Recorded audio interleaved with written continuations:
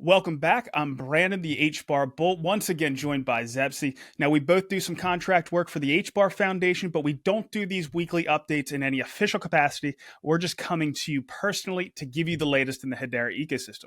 Welcome back, Zep. How's it going, Brandon? It's going good. It's been a wild ride this week, and we're going to dig into it. But as always, none of this is financial advice. Use it for entertainment or educational purposes only. So, of course, we have to start off with the big story of the week that Archax has tokenized an additional fund on the Hedera network in a compliant way, and the fund was one of BlackRock's funds. Now, there was a lot of controversy around this one, but I want to go back and start this with what Larry Fink said at the end of 2022. He said that the future of financial markets, the future of securities, is going to be tokenization. And I'm pretty sure around that time, he also said that it was going to be on public networks. So this was in the depths of the bear market. We were still reeling from everything that happened with FTX. There was a lot of pressure coming down from regulators. So the fact that he said this, one of the most powerful people in finance, really heartened the crypto community. And we were wondering what networks might be involved, which ones would be able to build the infrastructure in a compliant way that would make these institutions that issue these securities comfortable tokenizing those securities. There was one that was announced recently that was done by BlackRock with some additional partners. It was called BIDL. It was another money market fund that was done, and it was done on Ethereum. Ethereum is where a lot of the testing initially happens, but we saw all kinds of issues around that, right? So we had random meme coins getting sent to the account because it's a public network. Anybody can send everything on most of these platforms. There was even an ETH that was sent from Tornado Cash, and Tornado Cash, of course, is sanctioned. Hedera, of course, almost a year ago, tokenized a fund for Aberdeen. Now, Aberdeen has taken an ownership stake in Archax. Archax is the only regulated exchange over there in the UK for tokenizing securities. Aberdeen is the largest asset manager in all of the UK, over $600 billion worth of assets under management. And as part of their digital strategy, they acquired part of Archax, and they were the first ones to tokenize a fund. It was huge news for Hedera. It was a $16 billion money market fund that was partially tokenized on Hedera. But the fact that Larry Fink has been such a proponent over the past couple years of these distributed ledger technologies, and he said the future of financial markets was going to be tokenization, everybody's wondering about BlackRock funds. And of course, as we mentioned, this fund was tokenized on Hedera. So, what was the structure around that? Well, first of all, Archax, as I mentioned in my video a few days ago, was the lead on this. Of course, they were working with Onira, they were working with Hedera, and they were working with BlackRock. Now, when I say working with, they were informing them, they were consulting them. I'm not sure how much BlackRock was informing them, but I know there was a lot of communications going back and forth. That is collaboration, and they don't sign off on all of these kind of things, but they were giving those approvals. But Zep, overall, this is still a huge step forward for the crypto industry. And I was really excited about it. A lot of people in the Hedera ecosystem, from executives of the various entities, Archax, the HBAR Foundation, Swirls Labs, they're excited about it as well. And then, of course, the entire Hedera community is excited about it. But everything that was put out seemed very factual from the official entities, the Archax press release, the tweet that was put out from the HBAR Foundation, and so forth. But Zeb, you were watching this entire thing in real time and very involved from the very beginning. I'd love to get your take on what was announced and the fallout that happened afterwards. Well, so the last week, or rather the last few days, have been chaotic, as you said. We've had more eyes on the foundation, on Hedera, than I think we've had ever before, maybe since that Google announcement back in the day. In terms of our engagement, every post we've been putting out has been breaking sort of 1,000 likes, which is amazing to see. We've gone up over 10,000 followers, got a lot of renewed ecosystem interest, and that's stretched not only on this announcement from Archax, tokenizing their shares of the BlackRock MMF on Hedera, but also this is, given renewed life to things like the Aberdeen tokenization, which is an official relationship between Aberdeen and Archax and the foundation and Hedera, of course. Beyond that interest, beyond this massive attention that we've received, What I find really exciting is that, again, Hedera is showing itself as a public network that can be used for this, tokenization of large-scale financial institutions, their portfolios.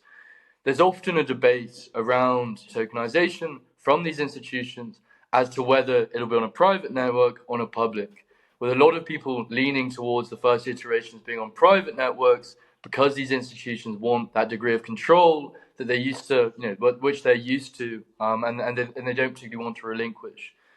On Hedera, because Hedera has the governing council structure, the trust of these global organizations, because Hedera has the hash graph, which is the gold standard of security, it's incredibly cost efficient, incredibly scalable, incredibly environmentally friendly. These are massive reasons for institutions to get involved. But then you have the additional component that I haven't seen any other network have, which are things like native KYC, native AML on tokens that are created, but also the ability, and crucially the ability, to associate tokens. At the start of this call, you mentioned that when they did it on Ethereum, when BlackRock tested on Ethereum, they immediately received what were those sort of fraudulent transactions, the ones that had gone through Tornado Cash. That's something completely out of their control. It's not something they have any ability over. And so that immediately reflected to them that they can't be using a public network like Ethereum for as long as either those regulations exist or for as long as Ethereum is without those abilities to associate tokens. And so Archax, in the the interview with Graham, they really pressed home on this point that for any financial institution building on a public network, this is one of the core feature sets that they're interested in, and this is why they chose Hedera as that institutional ready, that enterprise ready ledger. And so just to reiterate there, I think the most exciting stuff has been the engagement we've seen, the renewed interest. Of course, is a massive degree of credibility for us again, but also it really runs home the fact that Hedera is one of the only, if not the only, at this point in time, institutionally ready ledgers for something like these fund tokenizations. So a massive week for sure.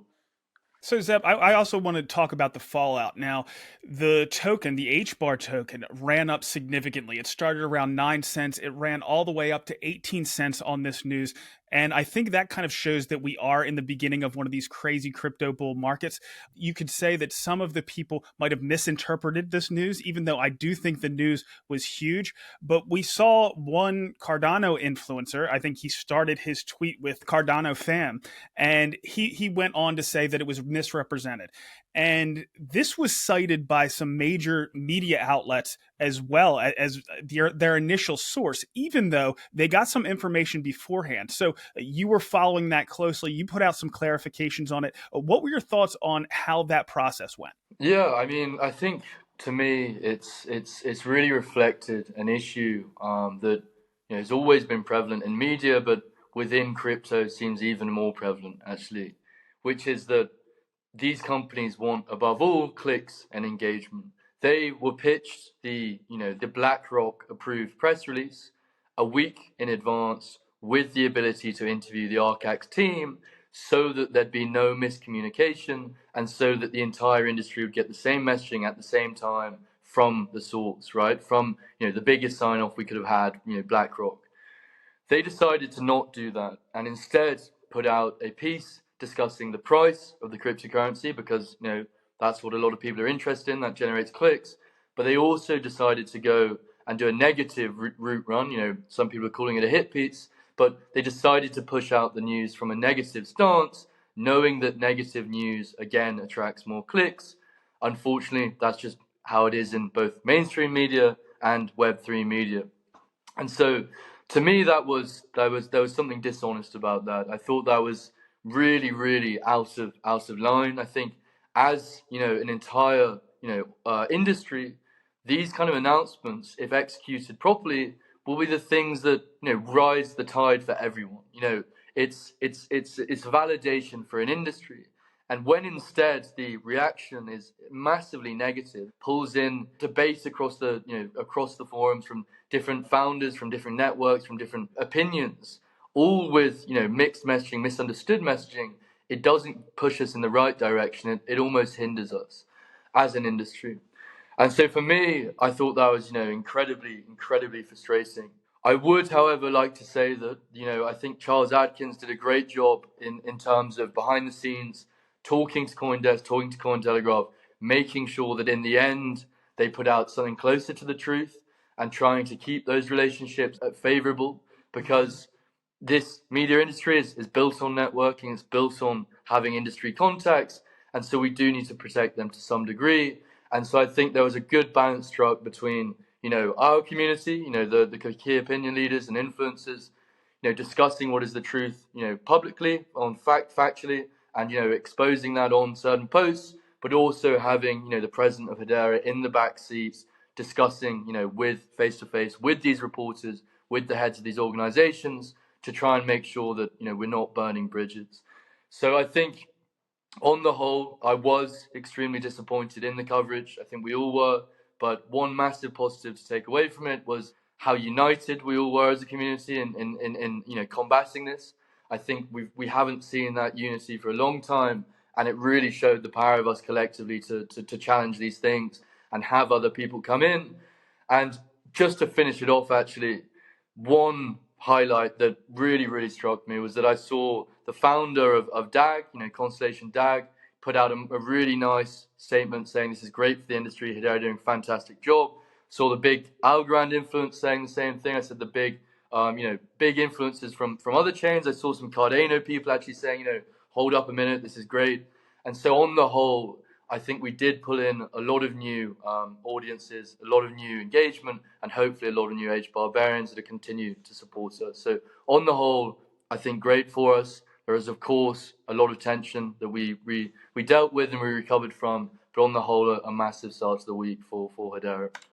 Yeah, I think there's a lot of lessons learned here. I mean, first of all, when you have a crazy run up like this in price, of course, there's going to be a pullback. I think some of the negative press probably knocked a couple more cents off of it, but we've held some of the gains, and that's certainly a good sign. But also, even though Cointelegraph and CoinDesk might have put out some posts that I was frustrated with and some stories that I was frustrated with, I saw two things that were put out yesterday that were much more fair and balanced. So one example is there was a Cointelegraph podcast that was put out that I thought was fairly fair. And then there was a video that was put out by CoinDesk that was fair as well. So I thought both of those were pretty good. Hopefully we can move forward from this and not have any issues. And yes, there were retail participants that I'm sure misinterpreted some of this information, got a little bit overexcited around this, but this isn't even, I don't think, the biggest piece of news that has come out around Hedera. We have these announcements all the time. An example is something we covered a few weeks ago with Blockchain for Energy. Blockchain for Energy is a consortium that has several of the largest companies in the world in the energy industry. We have Saudi Aramco, we have Chevron, we have Schlumberger, we have Exxon, and it's Blockchain for Energy, but there's only one layer one network that's involved, and that's Hedera. We have EDF, one of the largest energy producers in the world. They did not one, not two, but three different projects on the Hedera network. One of them was done. It was a DPIN project done in collaboration with Google. So we have Atmio, that's done by Avery Dennison, one of the Hedera governing council members. It is a supply chain use case that is currently processing close to 1,900 transactions per second. That's more than all of the other crypto networks combined. We have Hyundai, who used that proof of concept or used that product that was put out, and they're doing something similar. Shinhan Bank is the oldest bank in Korea, and they did an initial proof of concept with one of the other Hedera governing council members, Standard Bank out of Africa, on cross-border payments. They did a second one just last summer where they brought in the largest financial institution from Thailand and did cross-border payments with FX, changing between different currencies. So of course there are other networks out there that are working on cross-border payments, but Hedera is taking that pole position and really getting some of these large institutions involved. We also have Mondelez that just joined the Hedera Governing Council that is working with SKUX on some of their promotions, coupons, payments, things along those lines. 500 million tons of carbon credits have been pledged to the Hedera Guardian ecosystem in our refi space. Of course, we have Karate Combat, the first sports league that has been tokenized, and they chose Hedera. Over 99% of their up-only gaming, which is how they leverage Hedera, and they also manage some of their governance, is on the Hedera network. We have Deutsche Telekom. The last thing was for a long time, and I could go down the line. There's so many other things around, but I do want to get into Deutsche Telekom. People were like, they haven't done anything on Hedera. And the next story we're going to cover shows that they are doing things on Hedera. Again, just like BlackRock, it's not directly. It's through a company called Fliggs, who is doing something that could have really big impacts on not just the Web3 space, but the entire telco industry. And I caught up with Alex. She is the head of Web3 at Fliggs to give us the full story. Alex, Mark explained this a few months ago, but can you quickly run us through what Fliggs is? Sure. So Fliggs Mobile is a Web3 wireless operator. We are launching in the States in a couple of weeks. We're all quite nervous and in the testing phase right now. So we're basically really combining connectivity and a Web3 wallet, which is seamlessly integrated in the app and is developed by the marvelous team of the Hashgraph Association on the Hedera network. And we are super proud to have secured these two partners next to MoFlix, which you already know, to launch this product. And yeah, we're very excited for it to come. All right, let's take a little bit more of a deep dive into this application. Yeah. What exactly does it do? What are the goals of the application? Just take us through the whole thing. Absolutely. So our primary goal is really to bring Web3 to the masses, right? To the average person that has maybe never been in touch with any type of Web3 technology, has never heard the term blockchain, ledger, NFT. So we're really keeping the Web3 functionality quite simple in the beginning, not to overload the user with too many functions. But we are giving the access, every user has access to coins, can manage their coins, can manage NFTs. And what is very special with us is that every user gets a decentralized identity with verifiable credentials, which are also developed by the Hashgraph Association and stored on their devices. And also something else that sets us apart from other wireless carriers is that we are protecting our users against something that is called a SIM swap, meaning hackers hacking into your phone, impersonating themselves as with your phone number and having access to banking accounts and other accounts wherever two-factor authentication is needed. So this is really something that is dear to us. We want to increase the security and the privacy for our users and make it fun to use. And then obviously we have the whole telco part, which is seamless, as I said, so you don't see the two worlds separated. You can purchase your mobile plans via credit card directly in the app. And within 5 minutes of downloading the app, you're basically already able to make your first call and to surf the internet. And what is really, really cool is that whenever you make your first purchase or a purchase in general, you earn 5 to 10% rewards. And the user can choose between 3 rewards currencies in the beginning. So we will have HBAR, obviously, the Hedera USDC coin, and the Rep Bitcoin. And users can also change that if they start with Hedera and change to Rep Bitcoin. They can all change that easily in the settings. So just by getting this application, you'll be able to get a mobile number through it? Yes. Absolutely. You will have a new, definitely. You will have it's really like a new telco carrier, and you will get a new phone number. You can also decide to use it for 1 month because we don't want to handcuff our clients, right? So we basically thought of everything that we don't like about our own telco wireless providers, and we packaged all the good things. So after 1 month of using Fliggs Mobile, you can decide to stop using it, and at least you have earned 5 or 10% rewards. You can also, like if you refer friends and do certain actions, it's also a little bit of a playful loyalty program that we have thought about, because telecommunications is a commodity, right? Nobody really likes using it. So we really wanted people to enjoy and to have fun. And we have a nice NFT loyalty program. And as I said, if you add more plans or if you refer more friends, then you can really boost your earnings to the maximum. And we really want to give back to our customers. That's very important to us. Well, that's what we're seeing. A lot of focus within Hedera on consumer engagement. We're seeing it being used in really interesting ways. So you talked about how you're going to have basic Web3 functionality, essentially being a wallet, being able to deal with certain cryptocurrencies. Is there anything else in your roadmap in the future that you'd like to leverage Web3 in? Absolutely. So I think in the beginning, it's really important for people to understand, how do I manage digital assets, be that fungible or non-fungible tokens, or the verifiable credentials, right? People probably have never seen that. So these are the basic functions, but we do want to make it a fully fledged Web3 wallet, giving our users also access to further DeFi services. But we want the people to learn first, and we want to learn together with them in order to build really something useful. And later on, even add additional services as, booking vacation, or booking some flights, because this is also why we're doing this whole thing, right? We don't want to have users 1,000 apps. Connectivity is always the main gateway for people nowadays to use Instagram or Facebook or, booking.com. So what we're working towards is to be the single gateway for our users, where they can basically really manage their whole digital lives. Well, I see some collaborations already with Zeni, another team that's building on Hedera. All right, I just want this to be crystal clear. So if someone was interested in getting a new mobile plan, what exactly should they do?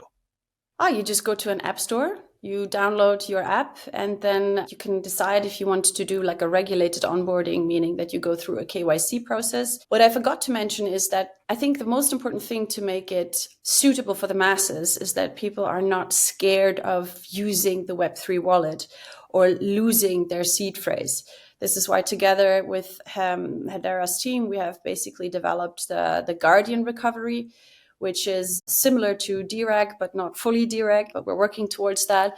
It's basically that if you do the KYC process, we have means to identify every user in case they lose their mnemonic phrase or their seed phrase, because it happens to all of us, right? And we don't want to, we want to take away this fright of activating a Web3 wallet. So in case users lose their seed phrase, they still have a fallback option that they can get back their access to their Web3 wallet, and meaning their assets. No, we know that is a huge barrier to new people coming in, and it's something that needs to be addressed to get that mass adoption. But Alex, thank you so much for swinging on today, and thank you for building on Hedera. Thank you so much for inviting me. It was a pleasure. Thanks a lot, Brendan. So again, if anybody's interested in getting a new mobile plan or has an old phone that they want to get service on or something along those lines, consider Fliggs. It's easy to get. All you have to do is get that application, and you're going to get some rewards, potentially in HBAR, to participate. All right, so the next thing that I want to cover, last week we talked a fair amount about the Karate Combat event at Token 2049, and it did not disappoint. The card was super exciting all the way to the end. One of the things that came out at the end, Luke Rockhold, one of the former UFC champions, came out and challenged somebody that we've seen at Karate Combat, another former UFC champion, Lyoto Machida. So from what I've heard in the media, Lyoto Machida is breathing fire to get into the pit. So we could potentially see that fight. But we also saw, I put out a tweet on this, Michael Bisping, another former UFC champion, pretty much say, hey, if Lyoto doesn't want to do it, I am in for that fight as well. He's already had 2 fights with Luke Rockhold, so this would be the trilogy. It would be perfect for them to fight in the pit. So the fighters like what they're seeing with Karate Combat, but we like what we're seeing as far as new engagement. When I showed it last week, people were still starting to participate in that Karate Combat event. So it looked like from the last Karate Combat event to this one, the participation had gone down. That is not the case. It went from 62,000 people that participated in it to 65,000. And we have an even bigger event coming out next month at Consensus. That's going to be a blast. We're going to get the influencers in that pit again, which includes our own May, who is an experienced kickboxer, and she's going to be getting in the pit as well. But another thing that we saw around Karate Combat this week that I was really excited about was they did kind of a sizzle reel around this, and I wanted to show it to everybody, so let's check it out.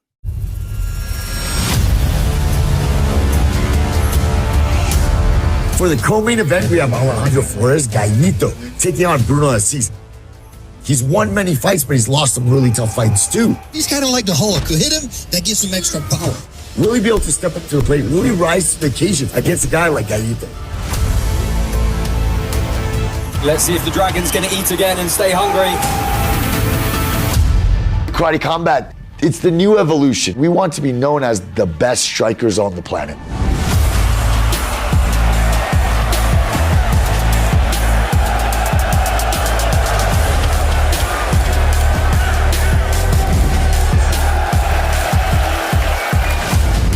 You just got this first ever super unique organization. It's never been done before, and anybody that follows us afterwards essentially is just a shadow. Karate is one of the biggest sports in the world. It's not even a niche sport. Over 10 million people do karate in the United States. Only 2 million do MMA. And there's no professional league. The professional league has been dominated by the Olympic organization, which is point fighting only.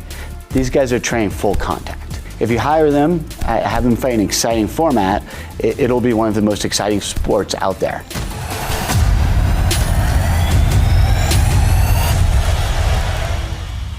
When you look at sports viewership, almost 50% of viewership in the United States for under 34-year-olds responded that they're only interested in a sport if they have a bet on it. But obviously, there's a whole bunch of negatives with gambling. Up-only gaming is different. So essentially, when a fight comes up, if you have karate tokens, you place them on a fighter.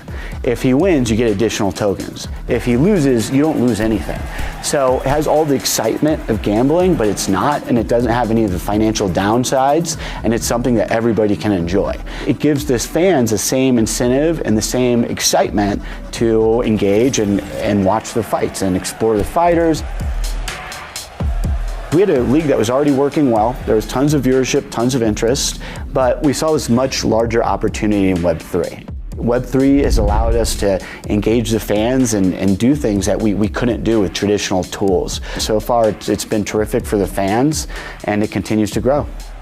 We're approaching Web3 different than most projects. We're looking for 10, 20 million fans.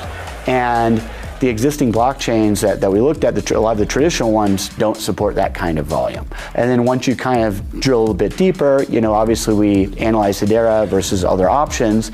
And at the end of the day, the technology was a big factor. We thought that they're doing incredible things. And all those factors combined led our decision to go with Hedera. I think we're going to see a number of other leagues, emulate some of the things we're doing. We're already seeing a number of leagues reaching out to us about going into up-only gaming, and frankly, I think it looks pretty certain at this point that that'll be a new category within crypto.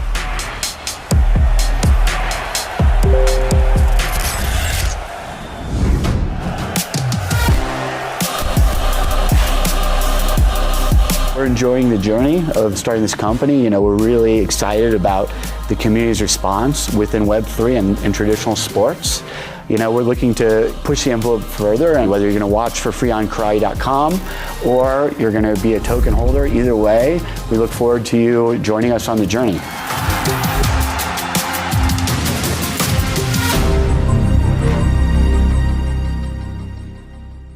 So I'm going to be down at that Karate Combat Consensus event. It's going to be an absolute blast.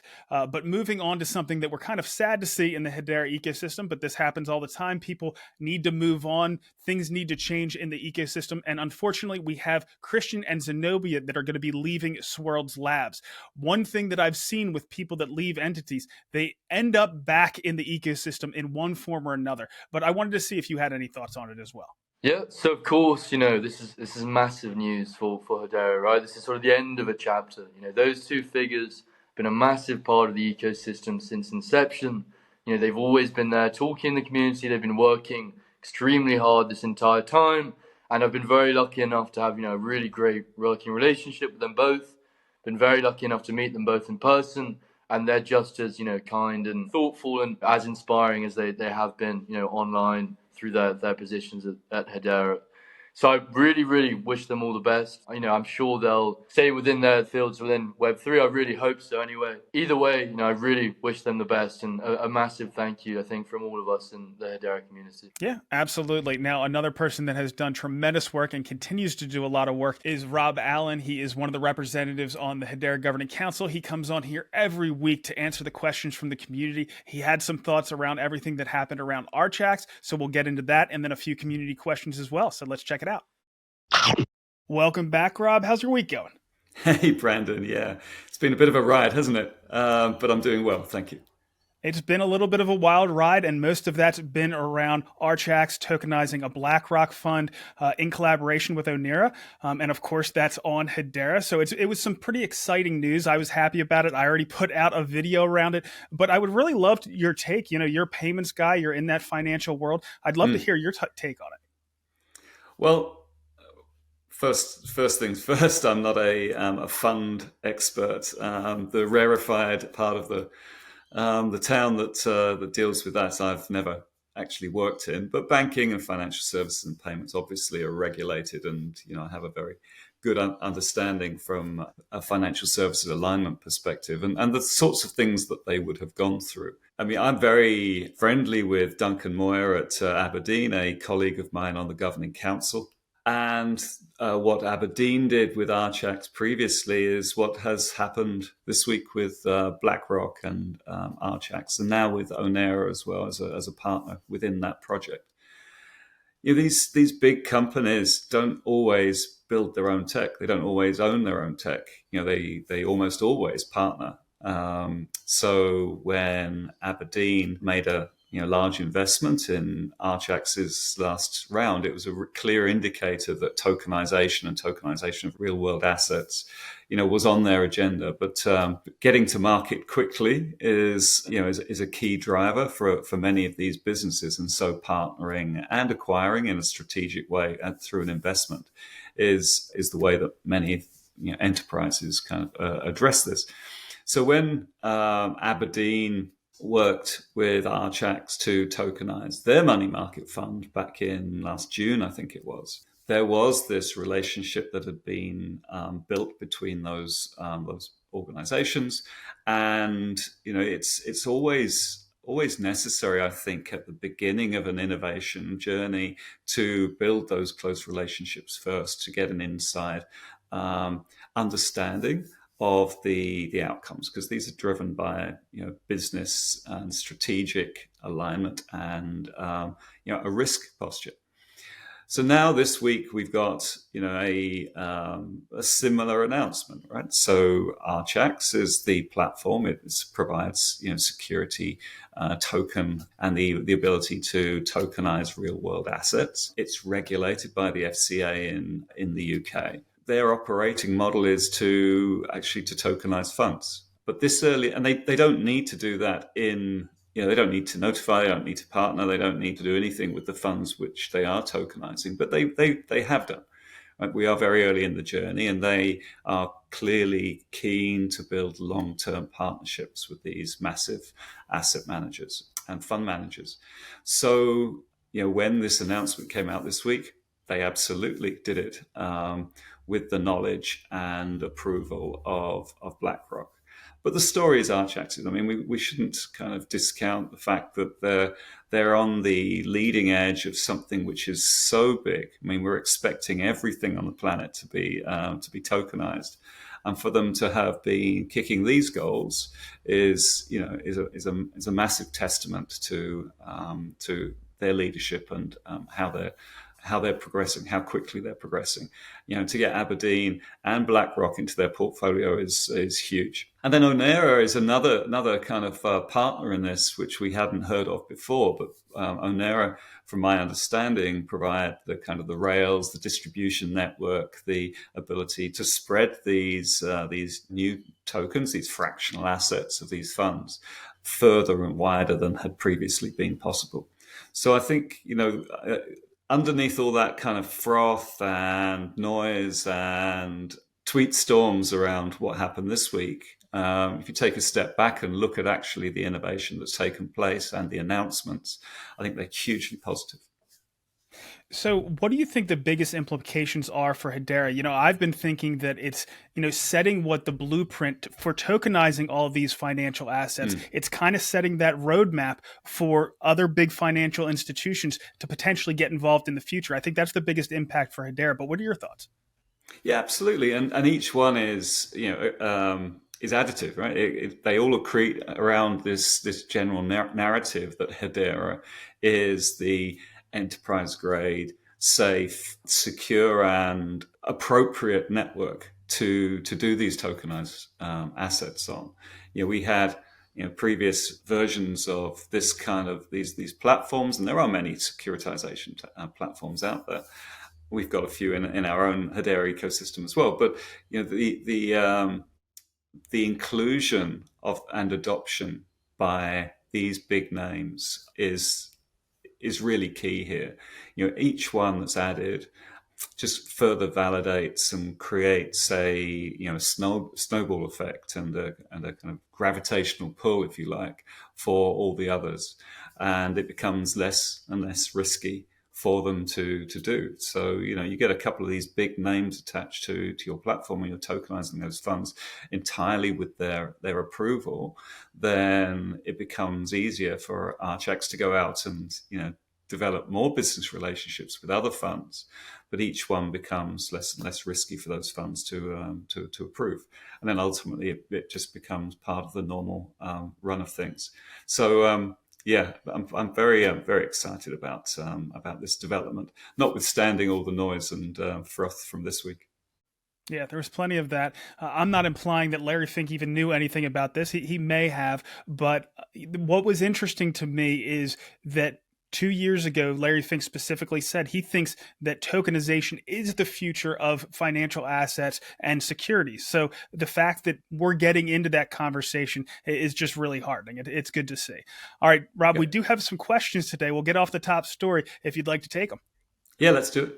All right, so we have two that are kind of similar. One is from HBAR $10, who says, Rob, as far as I understand it, Hedera is physically the most efficient and secure network just based on the amount of bytes sent between nodes and the ABFT security. Based on what we know today, is it even possible to have a more efficient network than Hedera? And do you know of any? DK33 has a similar one. He says, no other blockchain is ABFT. Honestly, how can anyone even choose another project if it's not as secure, along with other variables Hedera brings to the table? So what are your thoughts on this one? Yeah, we often just accept the fact that Hedera is ABFT. It's kind of mentioned a lot, but we don't. It's just part of the general narrative. I mean, you're wearing your ABFT t-shirt, so well done for aligning with the questions, and thanks again to Batty Hattie for the amazing t-shirts. And Elizabeth Chase's mine. So we kind of got covering off both providers of the sartorial elegance for the Hedera ecosystem. So ABFT is asynchronous Byzantine fault tolerance, for those who are kind of new to the Hedera story. And this is one of the key innovations that Hedera brings. The hash graph is secured through this very unique protocol. Asynchronous Byzantine fault tolerance is the gold standard of decentralized network security. And Dr. Leemon innovation really underpins this. So the innovation being this combination of two key protocols, virtual voting and gossip about gossip. So our ABFT is unique in this ecosystem. It's been copied, of course, and there are other DAGs which aren't secured under this kind of mechanism. So, the combination of all of these things, in my view, and, I've been looking at this since about 2015, I haven't seen anything better, right? There are other protocols that claim, security, but that's usually trading off on scale or on decentralization. So they're kind of more kind of private permissioned chains. There are others which, have similar data structures in terms of a hash graph, but actually don't have the core protocol innovations which create our ABFT. So many blockchains are practically Byzantine fault tolerant. And what that means is that for all practical purposes, the security of the network, i.e., the ability to roll it back, to fork it, and to make sure that transactions have settled with finality. None of them are truly Byzantine fault tolerant, so asynchronously Byzantine fault tolerant. They're practically Byzantine fault tolerant, and that means that actually there is a small percentage chance that they can be rolled back. And rolling back a blockchain or a DLT is actually the worst that you can do, because of course you can then basically you split the value, or you create the conditions where double spends can occur, and double spends are the anathema to a good decentralized network. With Hedera, you cannot do that. You simply cannot do it because of the protocols. So what virtual voting does is enables the nodes to reach consensus without actually sharing all their information. So virtual vote, they can vote on consensus virtually without actually achieving it physically across the network. And the gossip about gossip protocol allows, gossip protocols are used everywhere on the internet, but gossip about gossip actually carries additional information to enable that to occur. And those things together create this super fast way of achieving settlement finality, and therefore asynchronous Byzantine fault tolerance. So all of that said, all kind of goes into your t-shirt. And when we talk about ABFT, that's what it is. So I don't believe that there are any other networks who can claim this. I don't know that any network could actually achieve anything that is superior to it, even, because you do hit the limits of physics. And so, our execution and being first to the party and being able to deliver this in a very controlled and kind of enterprise-friendly way puts us, in my mind, far ahead of the competition. And then, of course, the last part is our famous COQ or COC that a professor at Carnegie Mellon oversaw in 2018. So one of these proofs, the COC proof, is actually a technique in computer science for proving out a particular hypothesis. And in this case, it was the asynchronous Byzantine fault tolerance of Hedera. So we have this certificate that is demonstrably ABFT for Hedera. So for all of these reasons, I don't think we're going to be bettered anytime soon. One of the things that sold me on Hedera, and I might be paraphrasing a little bit, but it's really close. Leemon said that the hash graph hits the limits of what's possible with a DLT on the internet. That pretty much sold me. All right, so we're going to move on to the next question, which is user 5821, who says, thank you for your valuable work in the space. Question for Shark Bites. Hedera has a very high level of enterprise adoption. However, large enterprises are slow to implement innovation. Are there any initiatives to boost grassroots adoption in the ecosystem to improve metrics such as active daily users and active devs? The answer is yes. We can be the shiniest mousetrap in the in the ecosystem unless we get developer and community kind of builders on within the Hedera ecosystem. Then we go the way of Betamax. So I think, and we're not. In any shape or form there. We've got some great projects. In fact, we've got the best projects in Web3. So our builders are really, really leveraging these unique properties of Hedera. And, we talk about them all the time, but, so Zeni and Karate Combat and Galaxy and all of the others, plus our wallets and DEXs. So all of those, I believe, are best in class because they're being built on a best in class network.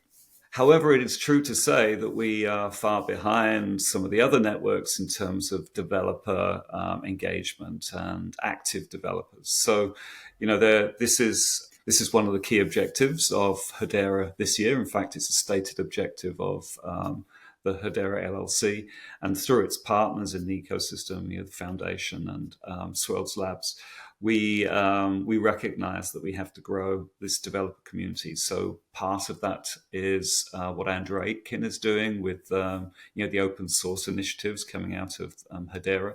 It's also something which Swirls Labs are very focused on in terms of their developer relations team, which with the departure of Christian, may change. I suspect it could be restructured, but and given a new lease of life so that we can really drive outreach. And then when I was at Foundation, we drove a lot of accelerator programs, and so I think those need to be continue to be driven. We know that the Hashgraph Association has been focused around, but supporting the Bharat blockchain yatra in India, which we haven't talked about for a little while, but I suspect that's sucking in a lot of developers and a lot of developer support. So all of these things kind of draw developers into the ecosystem, and the builders are everything, right? And from my perspective, even though I'm on the governing council, I need resources. I need people who are experienced, who understand the nuances of building on Hedera. And I don't always want to go to an SI partner. Sometimes I just want to hire people, and that vibrancy within the community, I see flourishing in pockets, but all those pockets need to be joined up. And so this is recognized. It's something which is a key objective of Hedera for this year. So, if we can 10x or 100x the active users within our GitHub repos, then we should and will. That's exactly what we want to see. All right, so the last one I think you're going to be able to get pretty quick here. Jojo asks, I have a question on staking rewards. Max circulation is 50 billion HBAR. Mm-hmm. If all HBAR have been released, where are the rewards coming from? Well, this is the key part of the tokenomics of any Web3, right? We shouldn't be pushing rewards out from Treasury. We should actually be encouraging the growth of the ecosystem so that the network fees that are coming from the usage of the ecosystem, come back to, in this kind of virtual cycle, come back to the stakers who are securing the network, right? It's a proof of stake network. We kind of talked about all the virtual voting and gossip protocols and ABFT, but the network is fundamentally proof of stake. So the growth of the network, the staking of HBAR to that network is part and parcel of the security of the network. And in doing so, the reward is that part of that at the moment, 10% of the network fees goes to account 800, and then the native staking rewards come from there. So yes, absolutely. The whole thing is designed to grow. Now, whether or not those ratios stay the same, I can't say, but over time that may change. The algorithm, the mechanisms are clear to see, and the success of the network is all kind of related to the staking of the network and the rewards, the participation of the HBAR holders. So the HBAR holders are actually fundamental to all of this. So, Rob, that's all we have for this week. It was some great questions we got from the community. For the community, make sure you continue to drop those questions down there in the comments. That's all we have, Rob. We'll see you next week. Thanks, everyone, for the questions, and cheers, Brandon. See you next week. So, of course, Rob is one of the biggest proponents for sustainability and the Hedera Guardian within the Hedera ecosystem. And to that point, we had another piece of news come out today regarding two big partners in the ecosystem, Evercity, who were announced last year for Carbon Forwards, and a team called MycoHab. What's also exciting about MycoHab is that within the context of this project, they are also partnered with Standard Bank, of course, Standard Bank on the Governing Council, and specifically Standard Bank Namibia, and also MIT and their label-free research group inside the Center for Bits and Atoms. So two big partners behind this team that they've been working with for this project. So two really big partners for them to have been working with on this project. And so within Namibia, the Namibian government have identified that they need to thin out 300 million tons of biomass every 15 years to prevent what could be climate catastrophe within the region. Alongside this, there's mass homelessness within Namibia. I think it's about 25% people are either considered homeless or to live in something with the label shack dweller, i.e. in very poor living conditions. With this single use case, the team at MycoHab are actually creating new houses made out of sustainable materials, but these sustainable materials also actually sequester carbon out of the atmosphere. So they're using materials that will take carbon out of the air over time using technology developed by MIT. Where Hedera comes into this is that all of this carbon accounting, all of the carbon forwarding, enabling these teams to get the financing by proving they'll be offsetting this carbon, will all be going through the Hedera Guardian. So the first stage of this will be setting up projects as digitized carbon forwards in the voluntary carbon markets on the Evercity marketplace. And this will enable the project, i.e. the people building this house, MycoHab, to finance themselves and have deep data traceability ahead of the verification from the traditional carbon market registries. Immediately, I believe that they'll be issuing 5,000 carbon credits on the Hedera Guardian, with the expectation that this will scale as the project itself scales. So again, this is more real-world assets coming on chain, more high-quality carbon assets coming through Hedera Guardian, and again, one of our big Guardian partners, Evercity, showing that they're a great team to be part of our ecosystem. It is so good to hear. Now, we are going to shift gears here a little bit, and we're going to talk about collaboration between different networks. I want to give a huge shout out to Genfinity. They are probably one of the biggest proponents for cross-chain collaboration in the ecosystem, and they held a space. I haven't watched it yet, but I want to dig into it with Leemon, the original founder of Hedera, and then John Woods. He is the CTO over there at Algorand. They're already working as part of the DREC Alliance, but there's a lot more that came out from this space. So I suggest everybody go check it out. And again, a big thank you for Genfinity for all you do for the Hedera ecosystem and the entire crypto industry. All right, so the next thing we're going to get into is something we talked about last week around the fashion industry and leveraging NFTs to make it more trustworthy. And that is with the team from Mioo. I caught up with both of their founders who gave us a full run through of exactly what they're doing and why we're so excited about what they're building. Nicolo, to start, can you give us a general overview of what Mioo is doing? Sure. I can say that like many other tech companies, since its foundation, Mioo is operating on basically two levels that are, of course, interconnected. The first layer is technological. So we have our engineers led by our co-founder, Ethan, who work daily on improving and testing our platform in order to create the most seamless and user-friendly Web3 experience that any customer can have, any consumer can have. We have a motto, which is also our promise to our customers, and it's that we offer a Web3 technology through a Web2 journey, which is very important based upon the fact that our users are not so skilled in this technology. And the second layer is a commercial layer, of course. So we have a sales teams that nowadays have approached almost 100 brands from Europe. And these brands belong to the luxury fashion and or to the luxury design market. Circa 1/3 of these customers have signed an NDA with us. So we cannot disclose their names, of course. But I can tell you that the reason why Mioo is so appealing to them, of course, the reasons are multiple. Mainly, they see in our solution the possibility to create a digital passport for their products based upon the blockchain technology. So with the safety of the blockchain technology. And since this is becoming some kind of requirement by law in some European countries, it's something that is accelerating very much over the last few months. And of course, another reason is the return of information that they can get from our platform regarding their customers.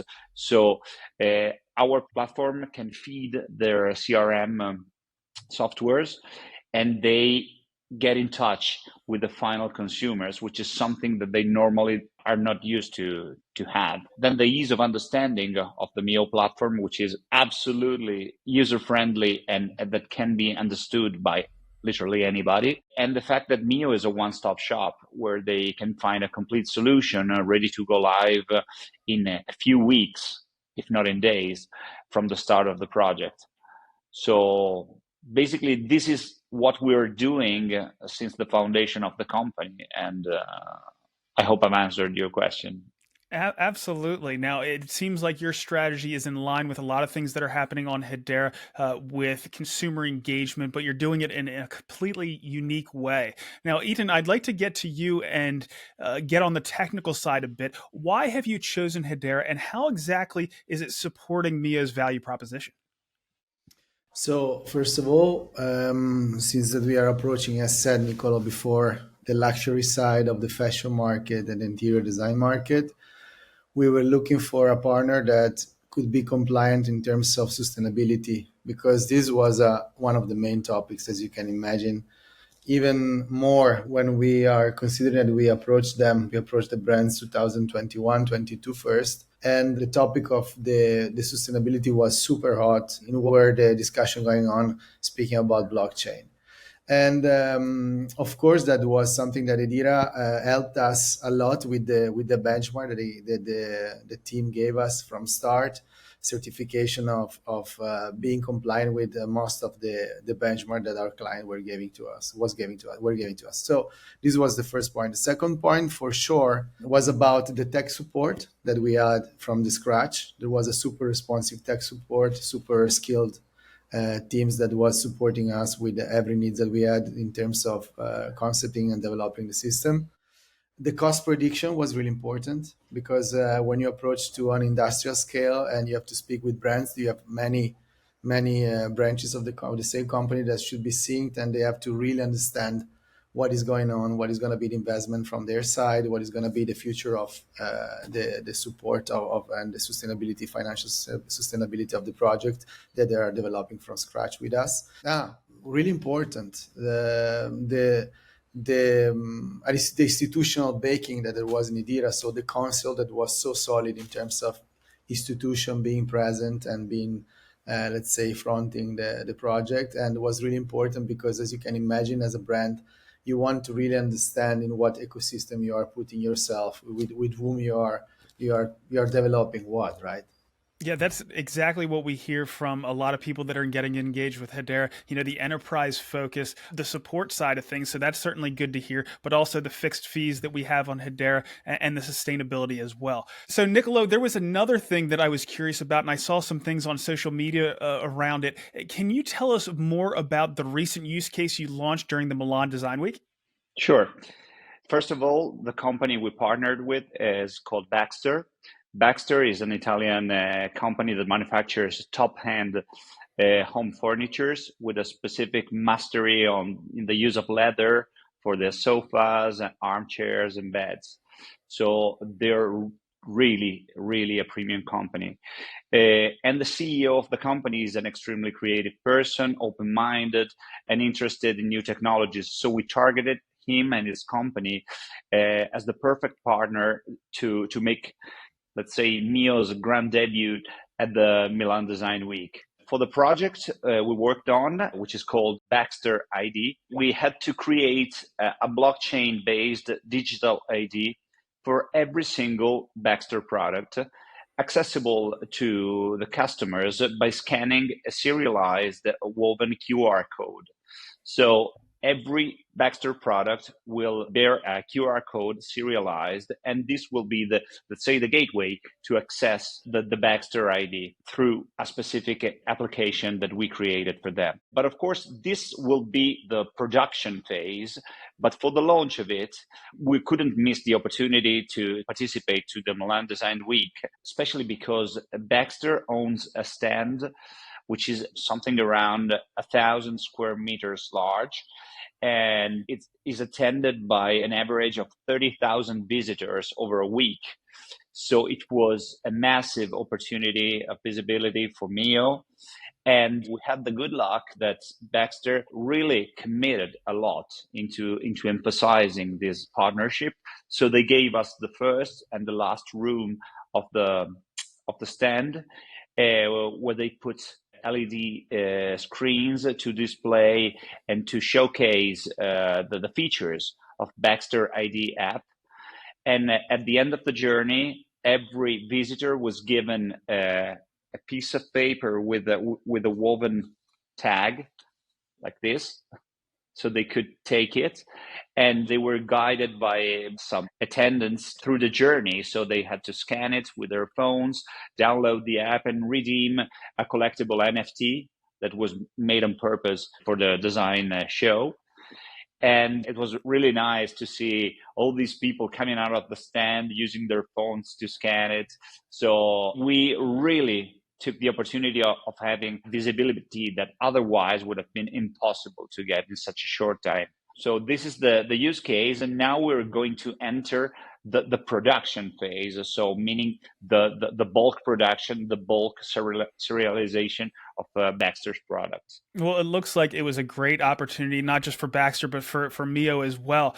But I'm curious about, the future and other industries you might be able to engage in. So, Eaton, are there any other industries you're working with or targeting there at Mioo? Yes, of course. Let's contextualize a bit why the reason why behind Mioo. So basically, our vision is to collateralize every production in an industrial scale that needs an ID in the digital realm, right? So basically, what we are doing with Mioo is like creating the ecosystem to make this in a seamless way without friction. And we are doing it, of course, we started with fashion, where there was a need that was a clear need in terms of authenticity and traceability.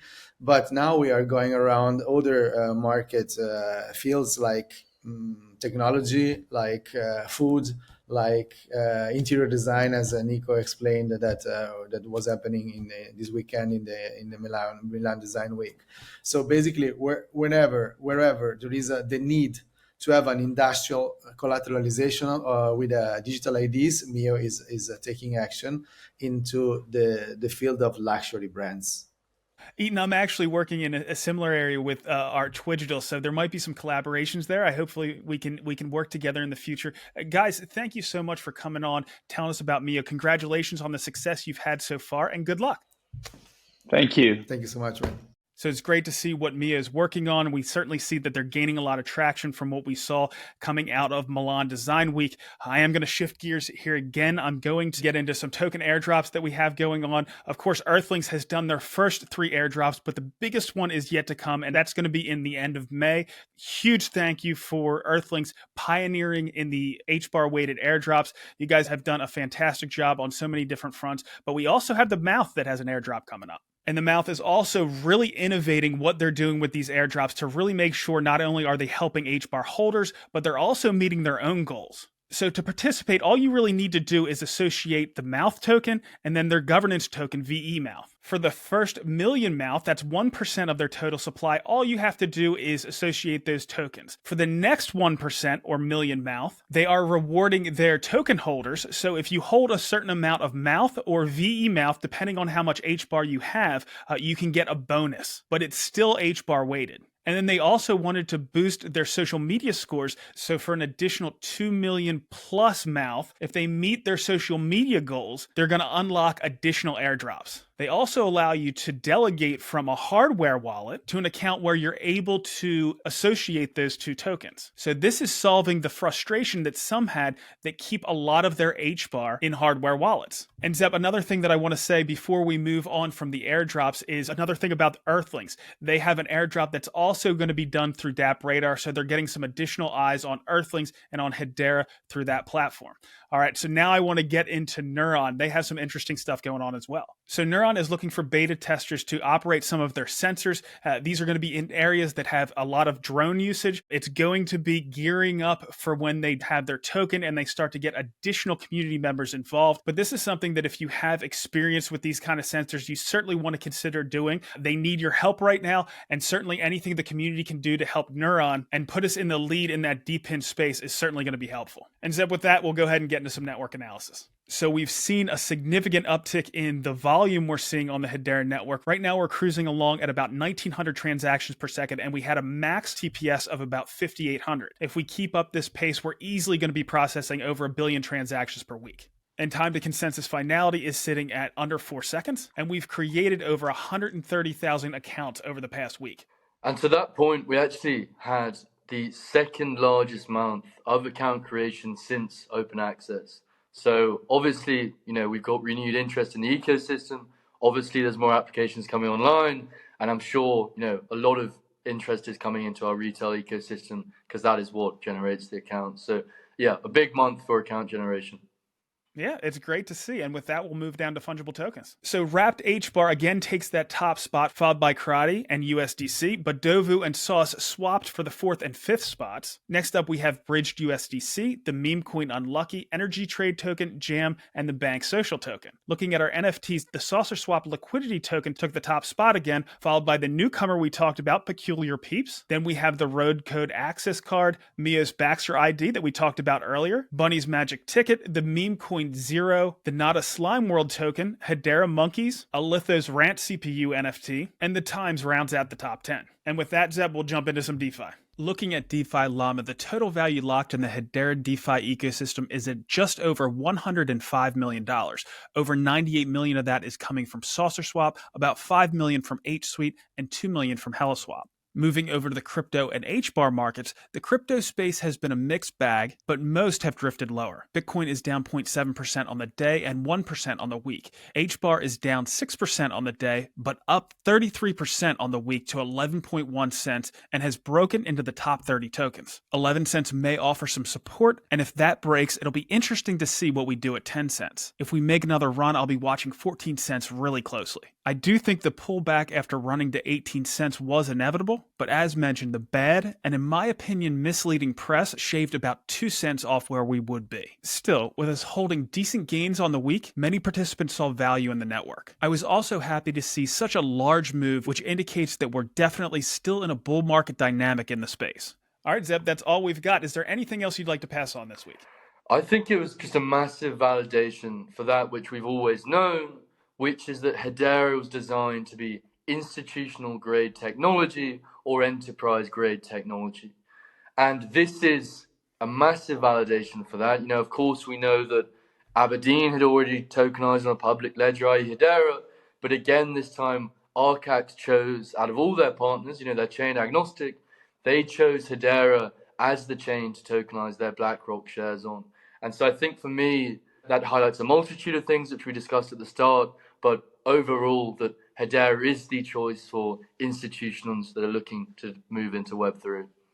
It's a fantastic point. Now, I am going to interview Graham from Archax next week to get the real inside information, and then we'll go from there. But I also want to highlight that even though we're meeting the needs of those mission-critical applications for these large institutions and enterprises, that our retail ecosystem is heating up as well. Karate Combat we covered today. I think our gaming ecosystem over the next 12 to 18 months is really going to continue to heat up. We have things like Galaxy, our DeFi ecosystem, and so forth. I think we pretty much can do it all, and I think we're going to prove that here over the next couple years. Next week, as I mentioned, we're going to interview the founder of Archax. I'm also going to do, I think, a couple spaces. I might do one with Bank Social because it looks like they might be doing an HBAR-weighted airdrop as well. We're going to, of course, get Rob back on, and then I want to try to do a space with Mioo as well. That's pretty much all we have. We'll see everybody again next week.